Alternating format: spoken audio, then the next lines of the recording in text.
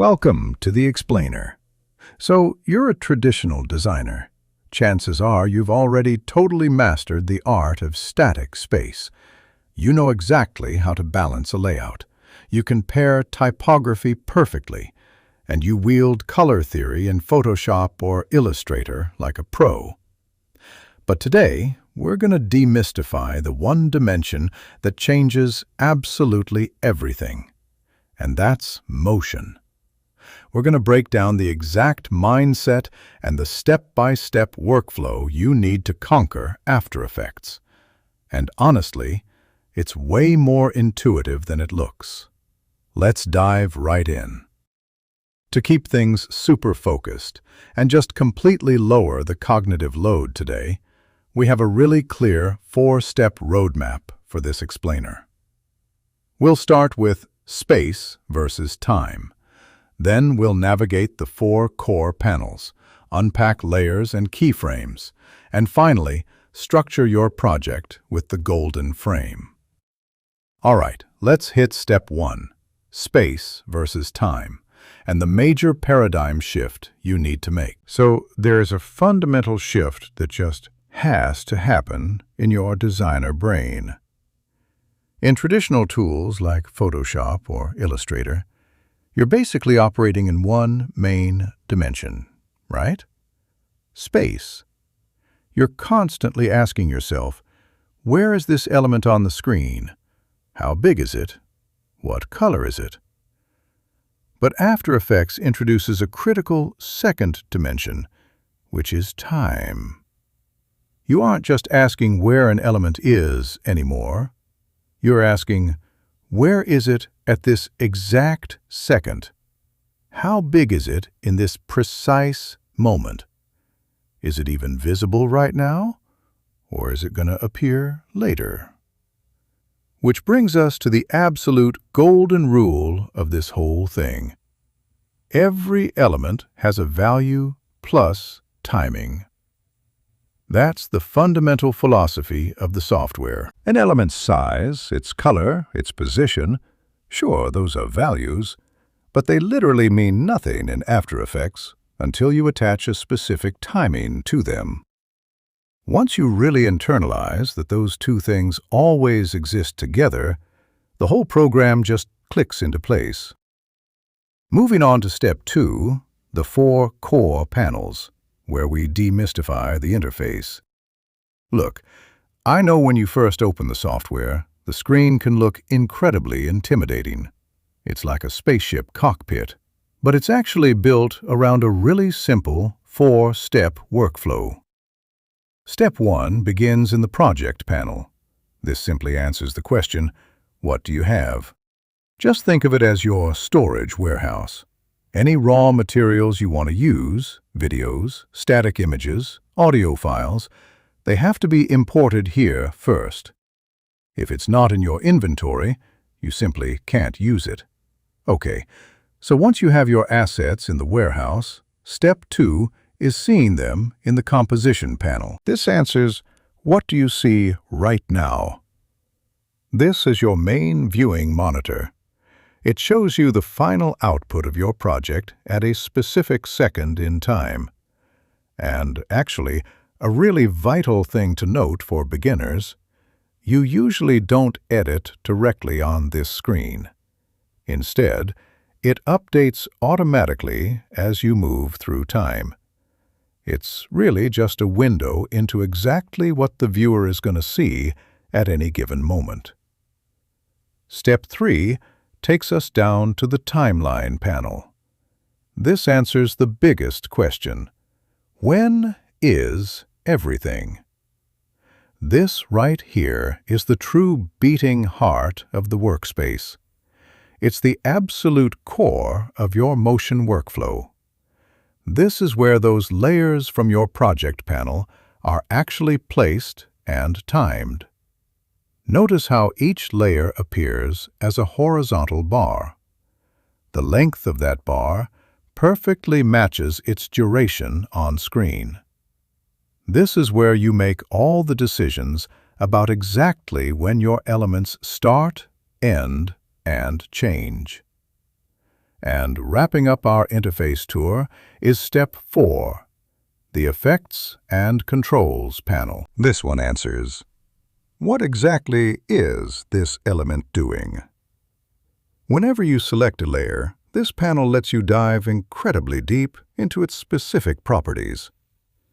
It's your central command for tweaking the position, adjusting the scale, changing the rotation, modifying opacity, and adding any cool special effects to really bring that element to life. All right, let's get into the really fun stuff. Section 3. Layers and keyframes, the mechanics of motion.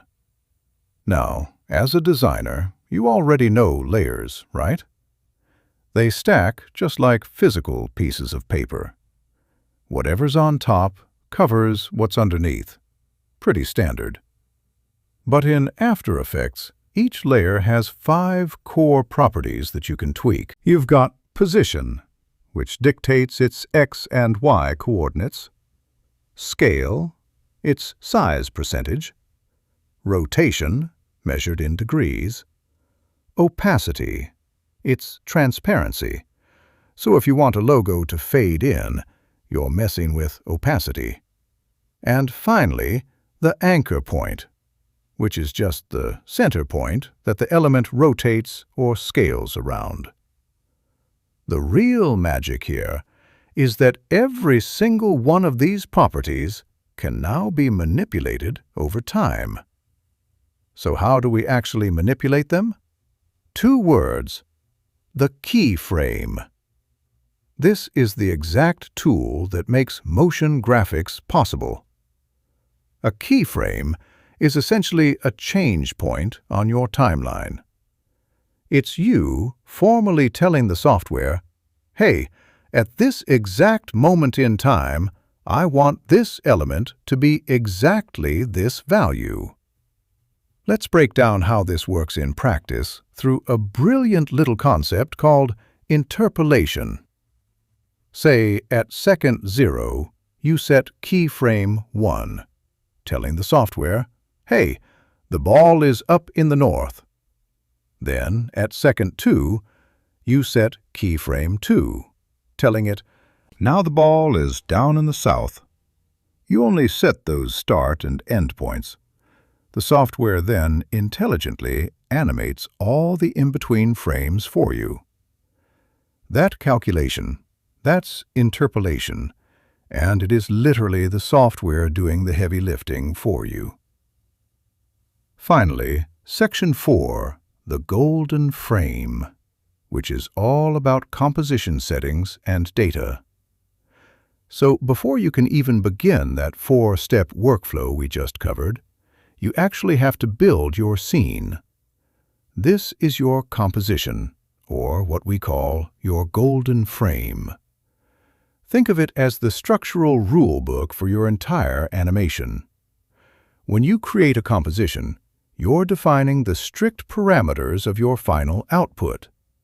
You're setting the dimensions, like 1920 by 1080 for standard HD.